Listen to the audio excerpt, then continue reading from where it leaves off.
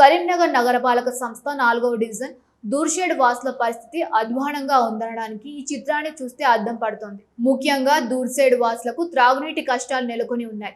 Division లో 3 water ట్యాంకులు ఉండగా ఆ ట్యాంకులకు ఈ బావి నుండి నీరు సరఫరా అవుతోంది. త్రాగునీరు అందించే ఉన్న ఒకే ఒక్క బావి కూడా నిర్వహణ లేక అపరిశుభ్రంగా మారింది. బావి పైన కప్పు లేకుండా చెత్తా చెదారంతో నిండి మురికి కుంపగా మారింది.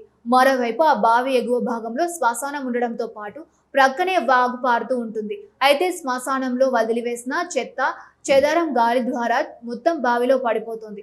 అంతేకాకుండా మూగజీవాల కళేబరాలను వాగులో వేయడం ద్వారా ఆ నీరు కలుషితంగా మారే అవకాశం లేకపోలేదు.